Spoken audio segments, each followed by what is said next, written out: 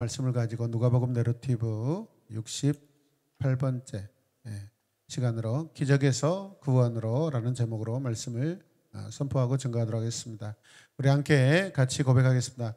기적에서 구원으로, 기적에서 구원으로. 아멘. 오늘 우리가 읽었던 말씀을 먼저 한번 정리하자면 이런 것입니다.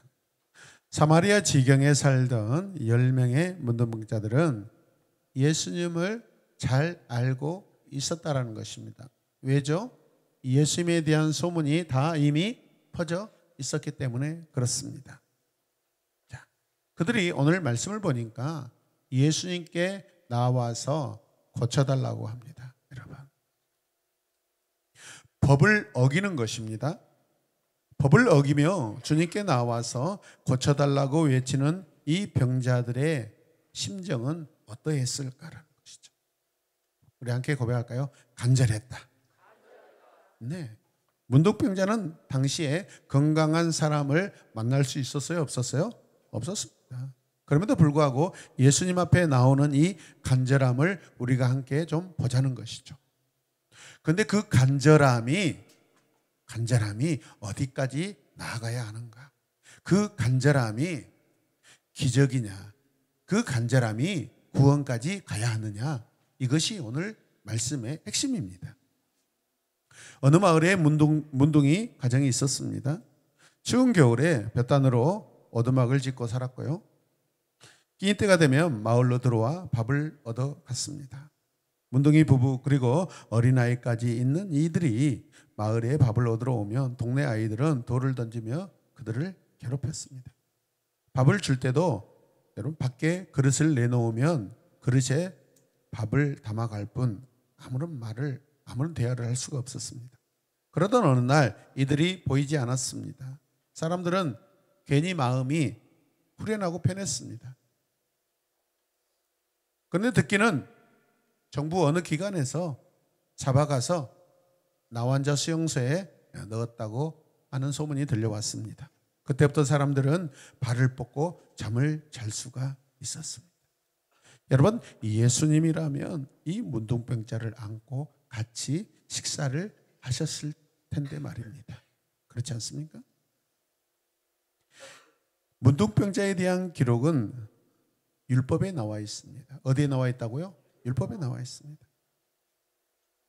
하나님께서 문둥병자에 대한 이 율법은 병을 고치는 그러한 것보다는 하나님과의 관계에 대한 부분으로 훨씬 더 많이 말씀하십니다. 문둥병이 발견되면 먼저 제사장에게 가서 진단을 받아야 합니다. 문둥병이 확실하면 그는 부정한 자가 되어 진 밖으로 쫓겨나서 따로 살게 되었습니다. 그리고 사람들이 모르고 접근하면 어떻게 하냐면 부정하다고 외치면서 가까이 오는 것을 막아야 했습니다. 문둥병자들의 이 집단은 대개 마을 어귀에 이렇게 있었습니다. 사마리아와 갈릴리 경계에 있었던 마을 입구에도 문둥병자 촌이 있었던 것으로 보입니다. 이들이 모두 선언된 병자입니다. 제사장을 통하여서 문둥병자라고 선언된 병자입니다. 유대와 사마리아에서 쫓겨난 사람들입니다. 주께서 그 지역을 지나서 한 마을로 들어가고 계셨습니다. 그때 갑자기 문둥병자 일행을 만났습니다. 몇 명이었죠? 10명이죠. 이들은 아마도 주님으로부터 약 45m 정도 떨어져 있었을 것입니다. 이게 율법에서 성경에서 말하는 이 문둥병자와 건강한 사람들이 이렇게 접근할 수 없는 거리입니다. 당시 법에는 문둥병자는 건강한 사람으로부터 약 45m 정도 떨어져야 한다고 되어 있습니다. 이들은 예수님께로 가까이 오지는 못하고 멀리 서서 예수 선생님 어떻게 해요? 우리를 불쌍히 여겨 주십시오. 나병이 낫기를 간절히 원하는 그러한 간절함이죠. 문둥병자들이 과감하게 주님 앞으로 나옵니다. 더욱이 자기들을 긍휼히 여겨달라고 간청하고 있습니다. 애원하고 있습니다. 긍휼히 여겨달라고 외친 말은 타동사로서 예수께서 자기들의 병을 고칠 수 있다는 것을 확신하고 있다는 것입니다. 믿으십니까? 이 문둥병자들이 어떻게 주님께서 자기들의 병을 고쳐주실 수 있는 것을 알았을까요? 당시만 해도 문둥병은요, 불치병으로 모두 알고 있었을 텐데 말입니다.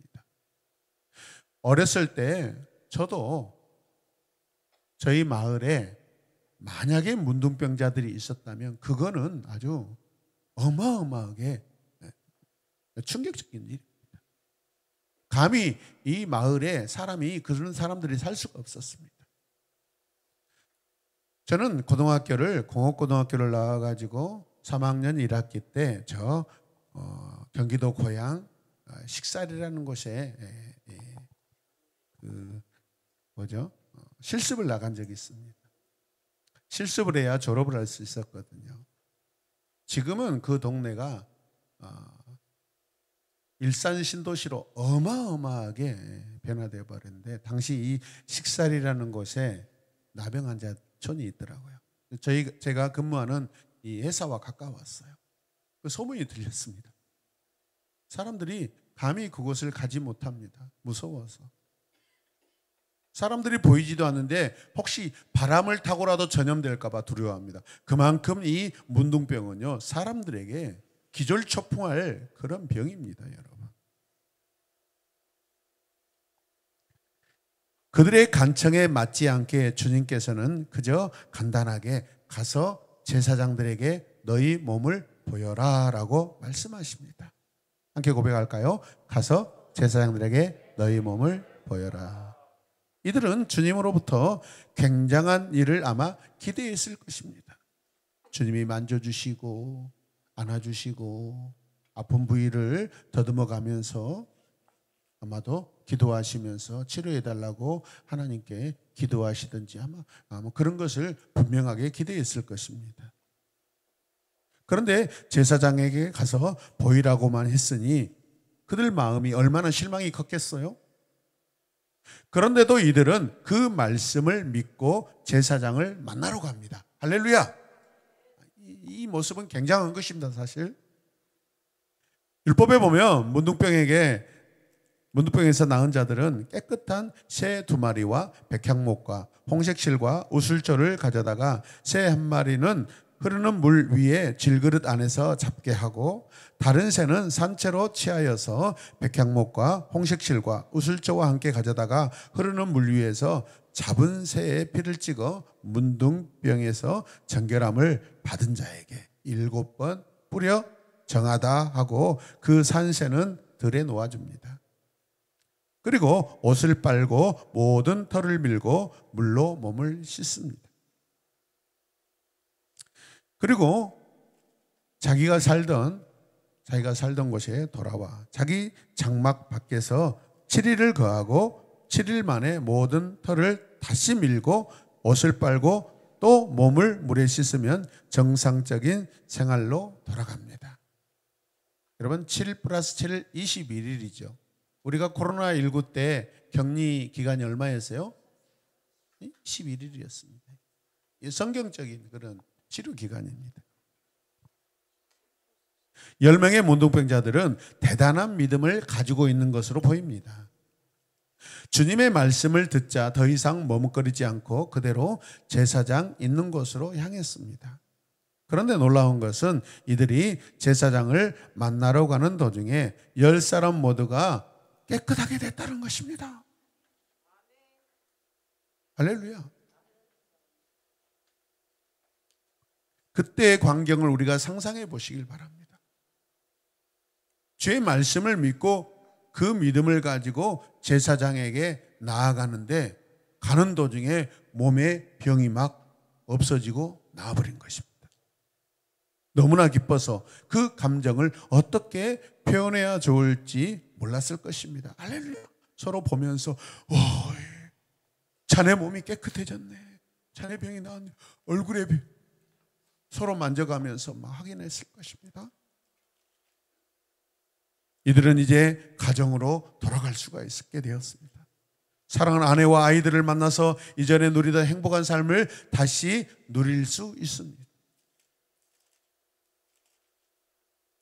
너무 황홀하여 자기 몸을 꺼집어 보는 사람도 있었을 것이고, 그 자리에서 춤을 추는 사람도 있었을 것이고, 어쩌면 집에 가서 자기 아내에게 옷을 홀딱 벗고 알았던 그 상처의 모습들을 다 보여주고 그랬을 수도 있습니다.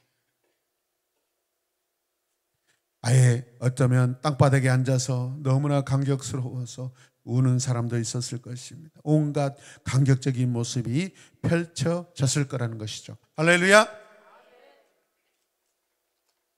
오늘 내가 이 문둥병에서 나왔다고 생각해 보십시오, 여러분.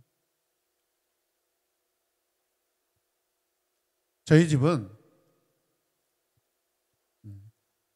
1984년도에 큰 태풍으로 인하여서 본체가 이렇게 다 무너지는 일이 있었습니다.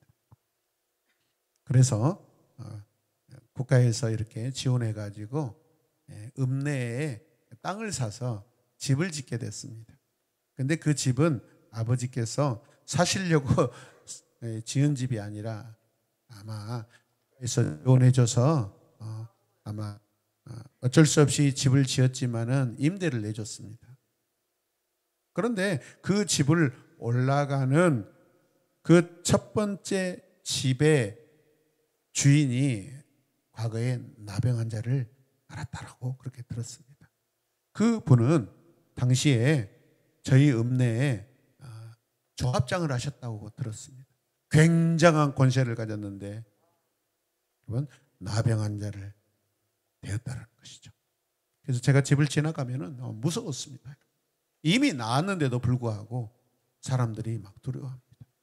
그만큼 이 문둥병, 나병은요 어마어마했다라는 것이죠. 사랑하는 성도 여러분, 이들은 자기들의 나은 몸을 보이려고 제사장에게 달려갔습니다. 그런데 그 중에 한 사람, 사마리아인은 돌아와서 주님께 왔습니다.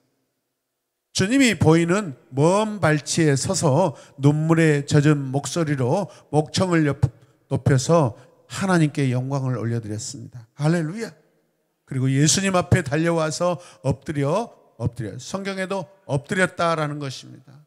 이건 최고의 감사와 겸손, 자기의 비하를 여러분 표현하는 모습입니다.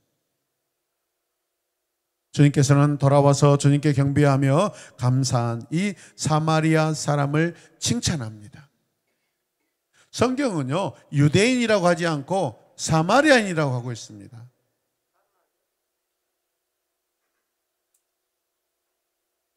그에게 이렇게 말씀하십니다. 함께 고백하겠습니다. 일어나거라, 내 믿음이 너를 구원하였느니라. 아멘. 그런데 여기서 해결하기 어려운 문제를 우리가 만나게 되는데, 문둥병자가 나았으면 제사장에 가서 몸을 먼저 보여야 하는 것이 당시 국가적인 공동체의 법입니다. 주님도 이미 그것을 알고 계셨을 텐데 돌아온 자에게 뭐라고 선포하셔요? 내 믿음이 너를 구원하였다. 주님은 이 병자를 통하여서 이 병자에게서 주님께 대한 순종을 칭찬하고 있습니다. 그런데 주님의 말씀에 여러분 깜짝 놀랄 만한 그런 고백을 우리가 들을 수 있습니다. 말씀에 순종한 사람은 9사람이라는 것이죠. 주님의 말씀에 순종한 사람은 9사람 뿐이라는 것이죠. 여기서 순종이라는 것이 어떤 의미고 여기서 불순종이라는 것이 어떤 의미일까요? 역설적인 의미가 있습니다. 한 사람은 불순종하고 주님께 돌아왔고 9사람은 순종하여서 누구에게 갔습니까? 제사장, 국가에게 갔습니다. 정부에게 갔습니다. 당시 사회의 문화에게 갔습니다. 그런데 어찌하여 주님은 이 불순종한, 법에 불순종한 사람을 칭찬했을까요? 아홉은 어디 갔느냐고 서운한 마음으로 찾으십니다, 여러분. 굉장히 역설적입니다. 제사장에 가라고 말씀하셨는데 아홉은 어디 갔느냐라고 주님이 냉택 없이 질문하고 계십니다.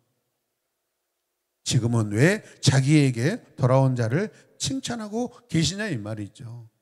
어떻게 해야 옳은 행동일까요, 여러분? 여러분, 신앙생활하면서 느끼는 갈등이 많습니다. 성경에 엄연히 하나님의 법이 있습니다. 그러면서도 법 이전에 하나님 앞에 사는 생활이 있습니다. 여러분, 법이 먼저일까요? 하나님 앞에 관계가 먼저일까요? 관계가 먼저입니다. 그 관계를 위해서 하나님이 법을 주신 것입니다. 법은 2차입니다. 1차는 관계입니다. 하나님을 사랑하는 것이 먼저입니다. 하나님을 사랑하라고, 하나님을 사랑하지 않은 것을 걱정해서 법을 주신 것입니다, 여러분. 더 사랑할 수 있도록 법을 주신 것입니다. 우리는 관계가 먼저입니다. 어떤 때는 하나님의 법을 따라야 하고 또 어떤 때는 자유롭게 주님을 섬겨도 되는가요? 저를 보십시오, 여러분. 이 문제를 우리는 어떻게 해결해야 할까요? 우리는 이런 문제로 고민할 때가 많습니다.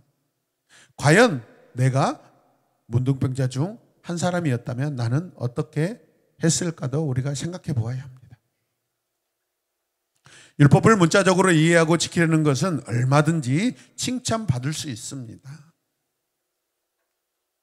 그러나 신앙에 있어서는 그보다 더 우선하는 것이 있는데 그게 뭐예요? 하나님과의 바른 관계입니다. 하나님과의 깊은 관계입니다. 가정에서도 부모와 자녀 사이에 우선하는 것이 사랑이지 법이 아닙니다, 여러분.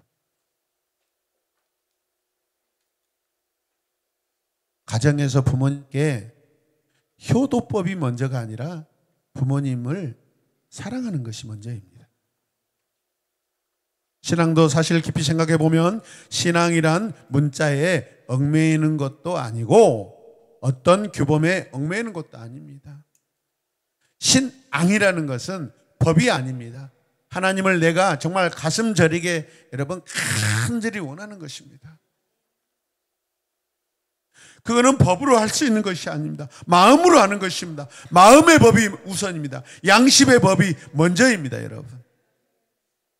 살아계신 하나님과 자유로운 교제를 나누며 살아가는 것이 하나님께서 우리와 함께 하시는 법입니다.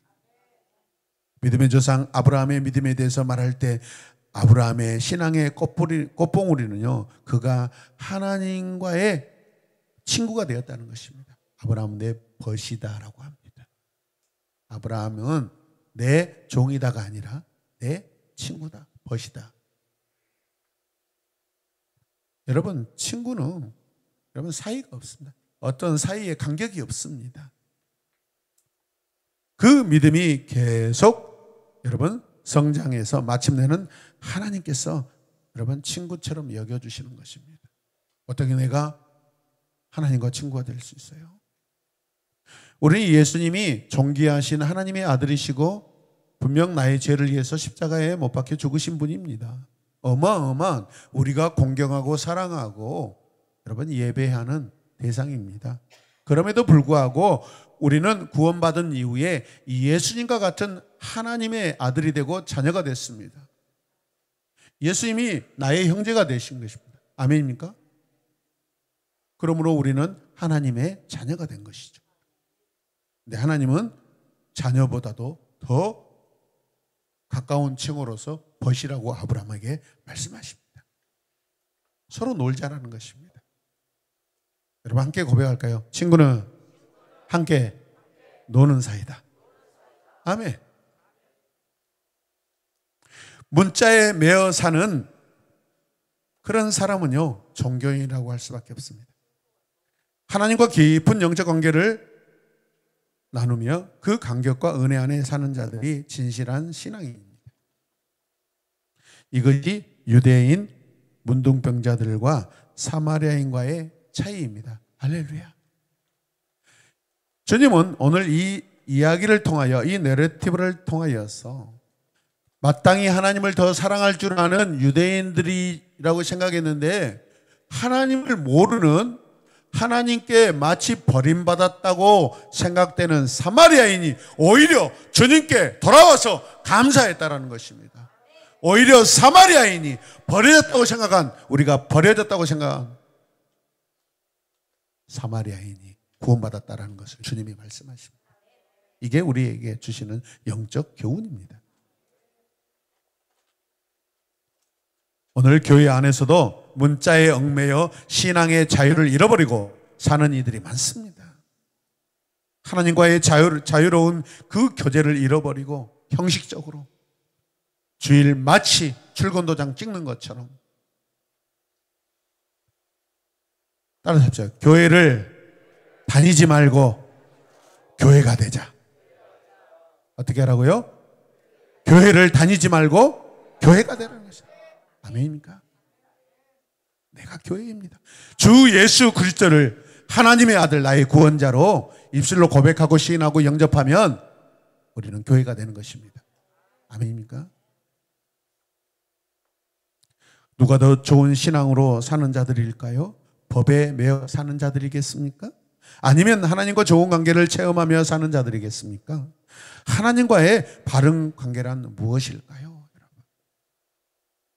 법을 따라가는 자, 여러분 잘한 것입니다. 그러나 주님을 사랑하여서 돌아와서 감사하는 자는 주님을 더 사랑하는 자인 줄로 믿습니다. 마치 우리는 역설적으로 우리는 세상에 불순종하고 우리는 하나님께 순종하는 자가 되어야 된다는 것입니다, 여러분. 근데 우리 성도들 안에서도 세상 법 잘 지키려고 노력합니다. 근데 하나님의 법을 지키지 않고, 그 법은 하나님과의 관계입니다. 하나님과의 관계의 법을 우습게 생각하고 세상 법은 잘 지키려고 노력한다는 것이죠. 얼마나 우스운 일입니까? 하나님이 그런 우리의 모습을 보셨을 때 얼마나 가슴 아프고 답답하겠습니까, 여러분?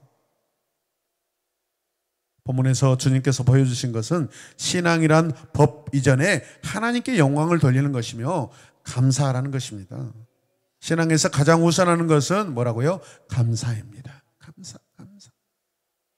주님 감사해요. 주님 감사해요. 내가 저기까지 온 것도 은혜입니다.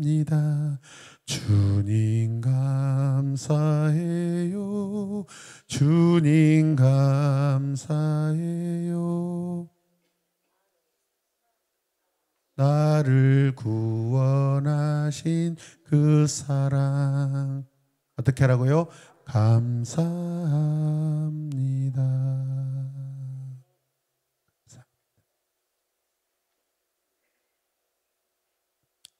생각해 보면 먼저 제사장에게 가서 보이고 주님께 돌아와서 감사할 수도 있었을 것입니다. 세상 법을 어기고 주님께 돌아온다라는 것은, 이것은요 주님께 절대적이고 신뢰이고 여러분 사랑입니다. 초대교회 성도들은 주님을 사랑하여서 로마법을 어기고 죽음의 현장으로 갔습니다. 제가 명절 때 리메이크한 배너란 영화를 다시 보게 되었습니다.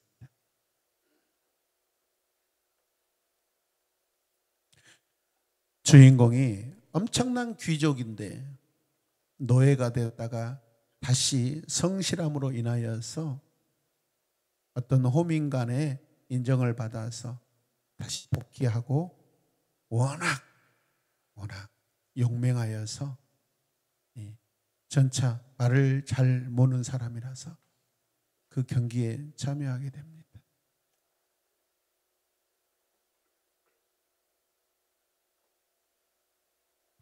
나중에 전차 경기에서 이기고 나서 예루살렘으로 찾아갑니다. 그런데 마침 그날 우리 주 예수 그리스도께서 남은 십자가를 메고 골고다를 올라가는 마침 그 시간이었습니다.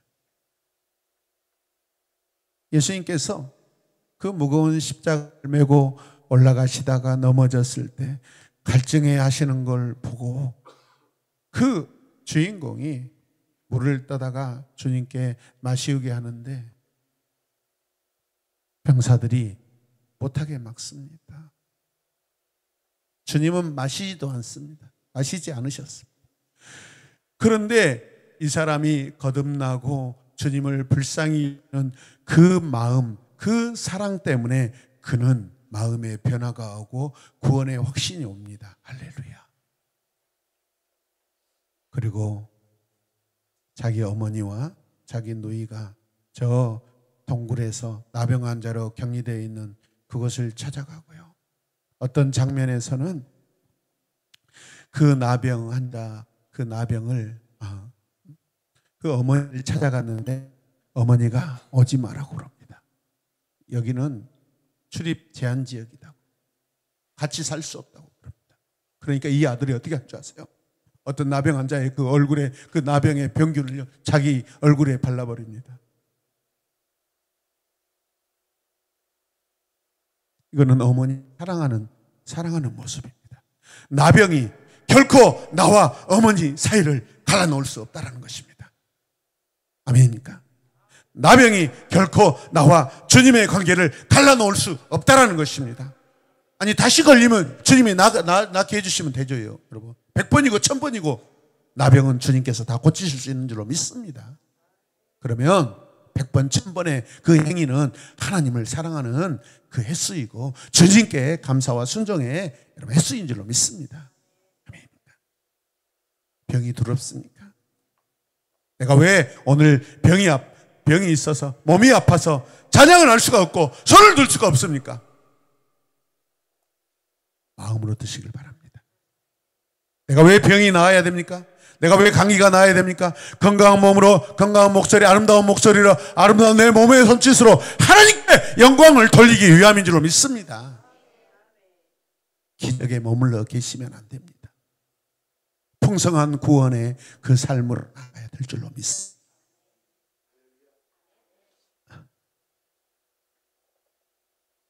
하나님 안에서 행복하게 사는 법칙이 있습니다. 우리가 어떤 일을 당하든지 첫 번째 함께 읽을까요? 모든 염려와 생각을 주님께 맡기는 긍정적 사고가 필요합니다. 그 다음에 두 번째, 하나님께서 가장 선하신 방법으로 이 모든 것을 사용하실 것을 믿고 기도하는 것이다. 아멘. 그리고 우리를 사랑하시는 세 번째, 하나님께 감사하고 찬양하는 일입니다. 믿으시길 바랍니다. 이렇게 하시길 바랍니다. 이 모습은 바울 사도가 시를 맞고 감옥에 갇혀 있을 때 했던 방법입니다. 아멘입니까? 여러분, 우리는 신앙적인 이 긍정적인 사고 플러스 기도 플러스 찬양은 하나님과의 평화를 누리는 것이라는 것을 믿으시길 바랍니다. 빌립보서 4장 6절 7절 우리 믿음으로 함께 읽겠습니다. 아무것도 염려하지 말고 모든 일을 오직 기도와 간구로 하고 여러분이 바라는 것을 감사하는 마음으로 하나님께 아뢰옵소서. 잠깐 다시 멈춰 주십시오. 거기 앞에. 나병을 문둥병을 염려하지 말고 시작. 문둥병을 염려하지 말고 문둥병을 오직 기도와 간구로 하고 내가 바라는 것을 감사하는 마음으로 하나님께 아뢰십시오. 7절. 그리하면 사람의 헤아림을 뛰어넘는 하나님의 평화가 여러분의 내 마음의 생각을 그리스도 예수 안에서 지켜주실 것입니다. 믿으십니까? 아멘. 아멘. 바울 사도의 고백입니다. 여러분. 바울 사도가 어떤 사람입니까? 지극히 하나님을 알았다고 자부하고 하나님에 관하여 about the God, 하나님에 대하여 박사학위를 가지고 그런데 주님 편에서 보면 영적 문둥병자였습니다. 그가 주님을 사랑하는 자들 잡으러 가다가 다메섹 길거리에서 주님을 만나게 되었습니다. 여러분. 믿으시길 바랍니다.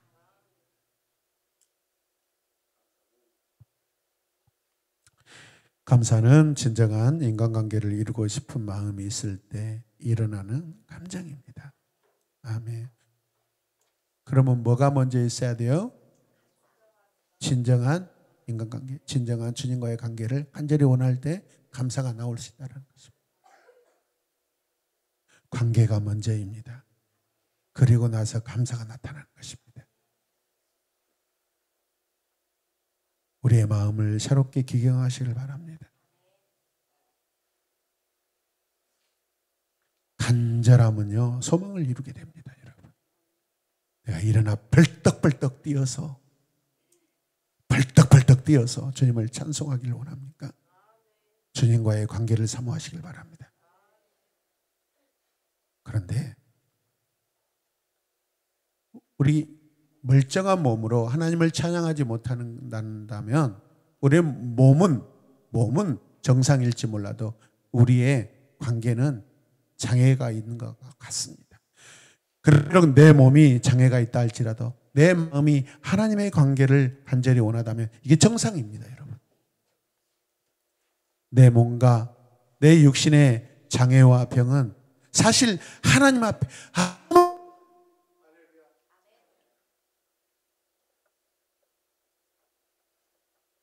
하나님과 바른 관계를 이루고자 원할 때 감사해야 하는 줄로 믿습니다. 이웃과의 관계에서도 마찬가지입니다. 내 인격이 잘못되면 우리는 감사를 잃어버립니다. 하나님과의 관계에서 소홀해지면 가장 먼저 나타나는 것이 감사가 사라지고 원망, 불평이 먼저 나옵니다. 잘 기억하시길 바랍니다. 다른 문둥병자들은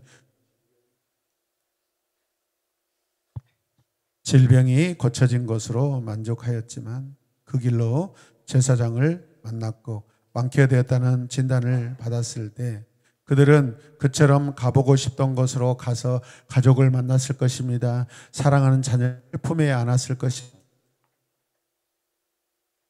그동안 하지 못했던 일을 하기 시작했을 것입니다.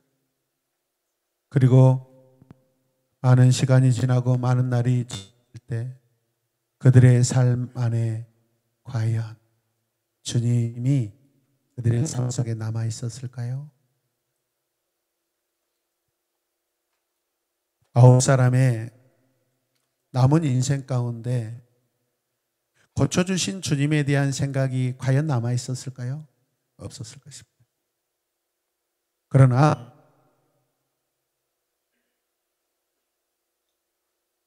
사마리아인은 하나님을 찬양하며 주님께 와서 엎드려 감사했습니다.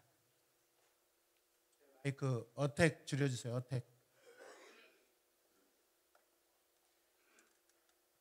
우리 함께 고백하겠습니다. 자, 같이 큰 소리로 고백하겠습니다. 일어나서 가거라. 내 믿음이 너를 구원하였다. 아멘. 일어나서 가거라. 가거라는 아마도 이제 제사장에 가라든지 이제 네 가정으로 돌아가라고 그렇게 말씀하신 것입니다. 이제 너는 지금까지 내가 누리지 못한 자유의 세계, 가족의 품으로 돌아가라는 것입니다. 아멘입니까? 어쩌면 이제 하나님의 세계에 들어가서 마음껏 살라는 주님이 간절한 기대와 소망이 있습니다.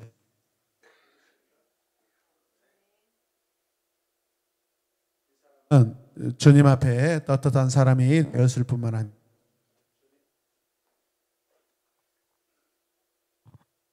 주님과 아름다운 관계를 이루는 기쁨과 감사를 체험했습니다. 그 후에 사마리아인에게 어떻게 계속 일어났을까요?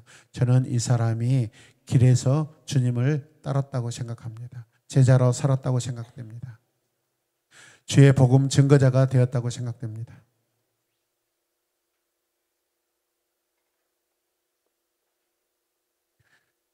우리가 믿음의 생활을 한다는 것은 감사뿐이라고 생각됩니다, 여러분. 저도 문득문득 저의 어떤 육적인 그런 부분들이 올라올 때 하나님과의 감사를 먼저 생각하지 못할 때가 많습니다.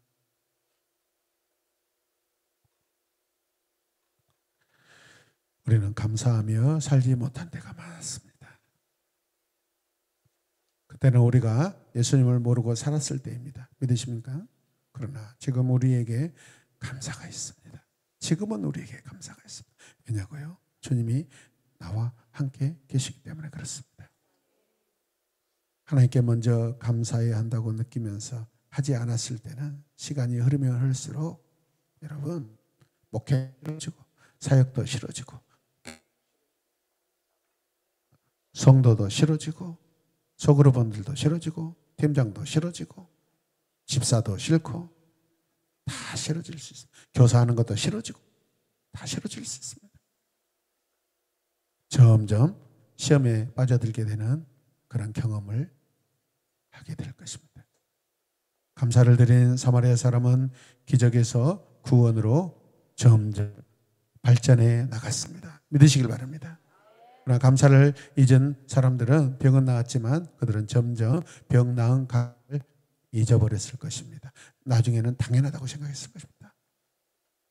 점점 다른 세상 사람들과 다름없게 되었을 것입니다. 아무리 큰 은혜를 경험했다 하더라도 예수님과 계속적인 관계가 없다면 감사는 사라지고 맙니다, 여러분. 찬양과 감사는 교회에서 예배 드릴 때만 필요하다고 생각하기 쉽습니다. 그렇지 않습니다, 여러분. 코로나19 때 우리 유라는 아파서 아동병원에 입원을 하게 되는데 병실에서 주일 예배를 드리는데 링거를 꽂은 상태에서도 썰고 큰 소리를 벅벅 지르면서 찬양을 하는데 간호사들이 깜짝 놀라 찾아와 가지고 당시에 몇 살입니까? 6살입니까? 조용히 하라고 막 그랬습니다. 어린아이도 하나님을 찬양하는 것을 의무라고 생각하며 그렇게 예배하고 노래하고 찬양하였습니다. 문둥병의 특징이 뭔지 아십니까? 하나님의 말씀을 들어도 아무런 간격이 없고 멀뚱멀뚱 그렇게 있는 것입니다, 여러분. 간격이 없는 것입니다. 감촉이 없습니다. 느낌이 없습니다. 감각이 없습니다. 그게 문둥병자입니다. 이게 무슨 뜻인지 압니까? 영적으로 하나님과 관계에서 아무런 느낌이 없고 접촉점도 없고 그렇게 사는 것입니다. 오늘 내 자신을 생각해 보십시오. 모든 감정 내려놓고 하나님과 관계만 생각해 보시길 바랍니다. 우리가 회개합시다. 지금 내가 무엇이 먼저인지, 내 아픔을 낫는 것이 먼저인지, 내가 돈이 먼저인지, 먹고 사는 것이 그렇게 중요해서 그것이 먼저인지 아니지 않습니까, 여러분?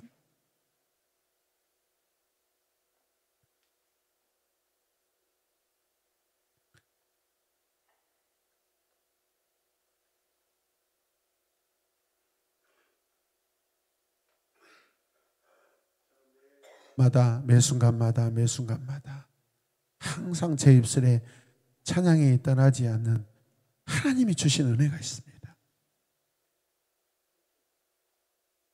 어떤 날은 엘리베이터를 자녀들과 탔는데 제가 찬양을 흥얼흥얼 하니까 우리 자녀들이 제 옆구리를 쿡 찌르더라고요.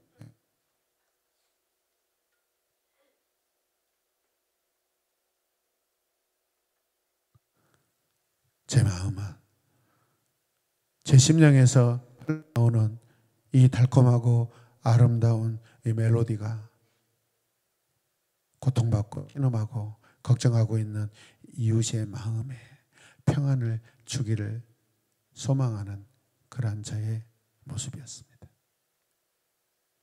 찬양하고 감사하는 마음을 가지고 사는 자들은요, 언제 누구를 만나도 그 얼굴 표정이 한결같습니다, 여러분. 우리가 구원을 얻을 수 있다면, 우리가 하나님과 영원히 변치 않는 관계로 원한다면 바울의 고백처럼 나를 천도 복종시켜야 합니다. 아멘입니까?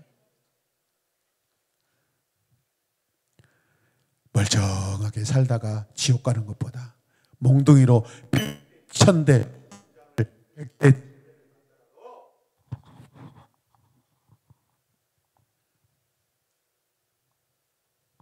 구원을 얻을 수 있다면 저는 그걸 선택하겠습니다. 아멘입니까?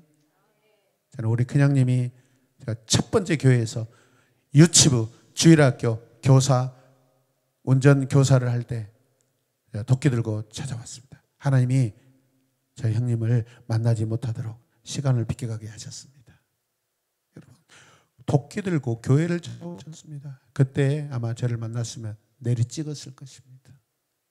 어떤 분이 김필환 선생님 찾아오셨던데요.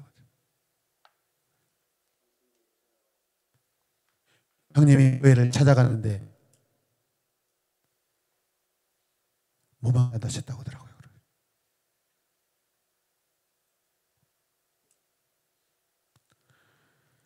그러면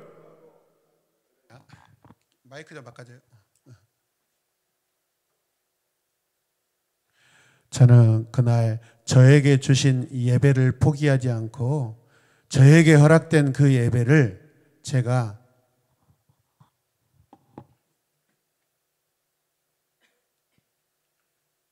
약화시키지 않았습니다.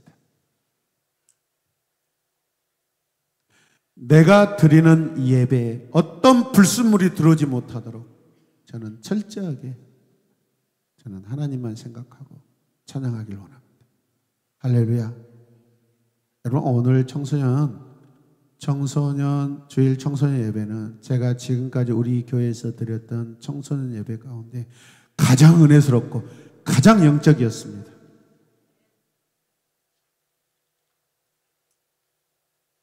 저는 오늘 느꼈습니다. 아이자야 컨퍼런스에 갔다 오신 분들이 오늘 곳곳에서 더 하나님을 마음을 다하여 예배하고 찬양하는 모습을 보았습니다. 할렐루야. 갔다 온 거 간증은 자랑하는 것이 아니라 여러 가지 사정으로 못 가셨던 분들에게 그 받은 그 은혜를 나누는 시간입니다. 아멘.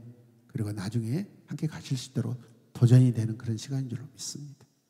믿으시면 아멘 하십시다. 프랭크 튜거라는 분이 이렇게 고백했어요.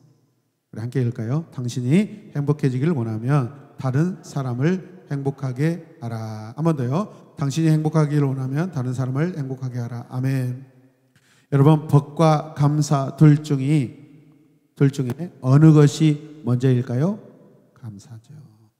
하나님이 주신 것을 돌보기 위해서 밭으로 먼저 가면서 하나님을 잃어버리는 사람들이 있다는 것입니다. 저거 내 밭, 저거 하나님이 주신 것이다 라고 생각하며 밭으로 달려가다가 하나님을 잃어버린다는 것입니다. 그만큼 우리 인간은요, 망각의 동물입니다. 은혜를 소멸시키는 은사가 있습니다. 죄성이 있기 때문에 그렇습니다. 그래서 우리 날마다 감사하는 것은 어느 순간에도 하나님을 생각하며 하나님과 함께하라는 것입니다. 입술만 감사. 여러분, 그것은 소리에 불과합니다. 그 소리에 우리의 영혼의 고백이 담겨지길 주님의 이름으로 부탁드립니다. 성경은 이들에 대해서만 주님께서 제사장들에 가서 보이라고 그 방법을 유일하게 말씀하셨습니다. 그러니까 성경에 딱 한 번 나오는 주님의 말씀입니다. 그들은 가다가 다 나은 것을 알았다고 그랬죠. 여러분. 이런 때 제사장에게 가는 것이 옳은가? 주님께 와서 감사하기를 원합니다. 10명 중에 한 사람에 속한다는 것은 쉬운 일이 아닙니다. 신앙은 평범한 일에서 특별해야 합니다. 우리의 신앙은요, 특별합니다. 우리의 신앙은 세상에 없는 것입니다.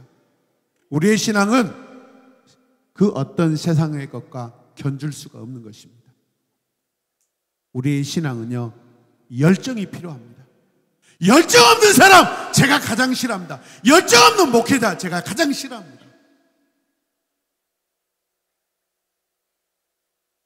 설교 아무리 잘해봤자 하나님에 대하여, 목회에 대하여 열정이 없으면 여러분, 열매가 나타나지 않습니다. 사람 따라다니는 신앙인들이 있습니다. 제가 아는 지인 중에서, 지인 목사님 중에 바로 옆 동네에 개척을 했는데 1년 하면서 얼마나 자랑을 하든지, 저도 그때 개척 시작한 지 얼마 안 됐습니다.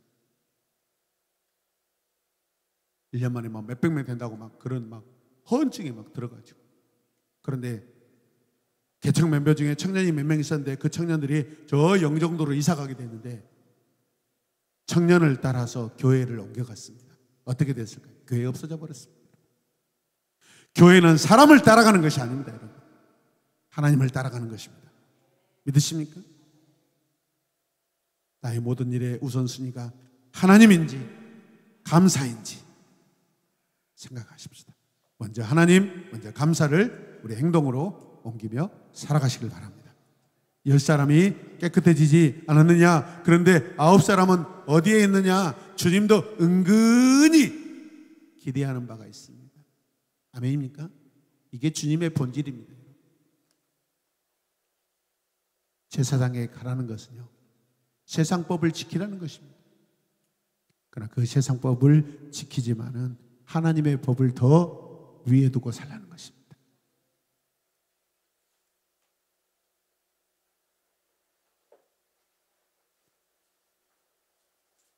일어나서 가거라. 내 믿음이 너를 구원하였다.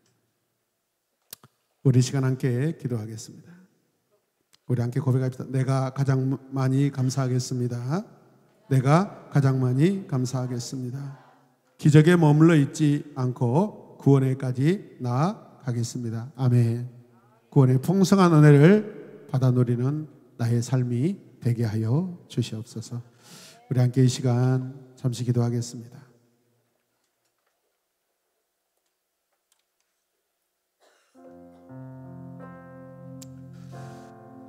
하나님,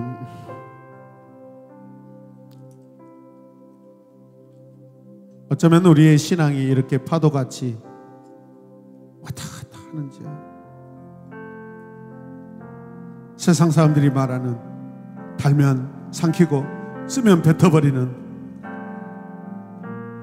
무지하고 반역적이고 정말 쪼잔하기 그지없는 내 모습의 모습을, 내 신앙의 모습, 아니 신앙도 아닌 불신앙의 모습이 아직도 가득합니다.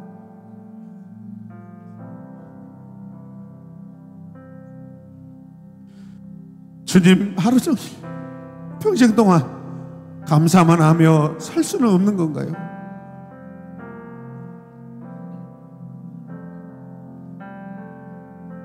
왜 나의 감정과 태도는 나의 옛사람을 그렇게 잘 따라가고 나의 옛사람에게 그렇게 잘 순종하는지 주님 안타깝습니다.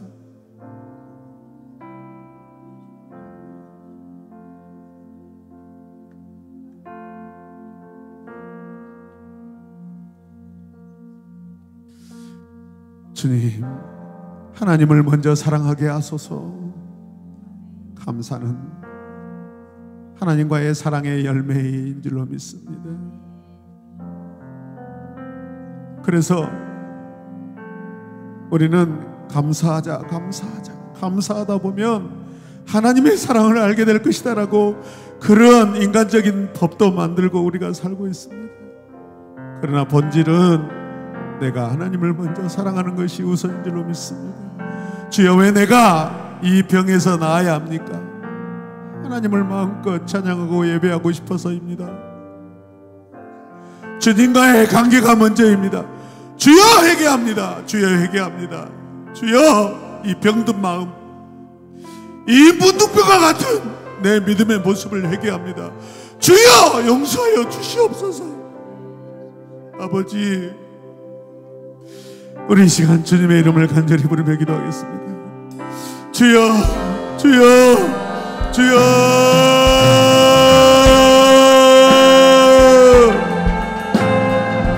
주여,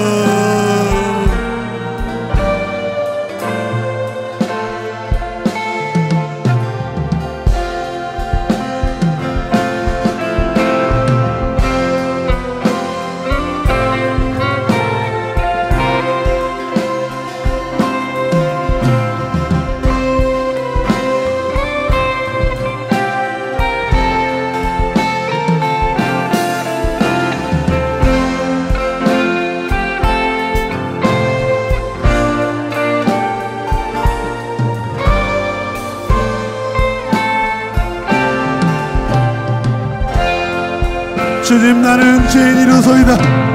주님, 나는 죄인 중에 괴수입니다. 주여, 주님, 내가 주님 앞에 범죄하였습니다.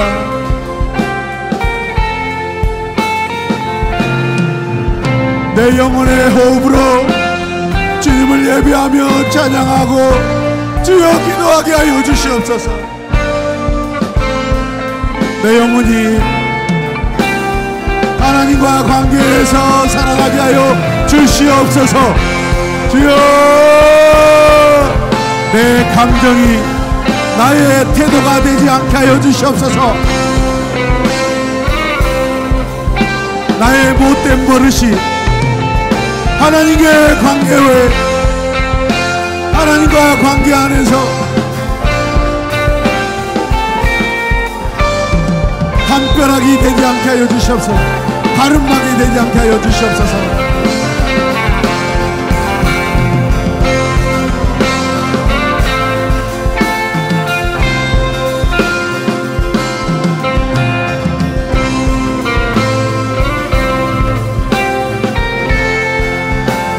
주님, 이 시간 나를 치료하여 주시옵소서. 우리 가슴에 손 얹고 머리에 손 얹고 나의 불순종, 나의 불신앙을 치료해달라고 다시 한번 회개하는 마음을 가지고 기도하겠습니다.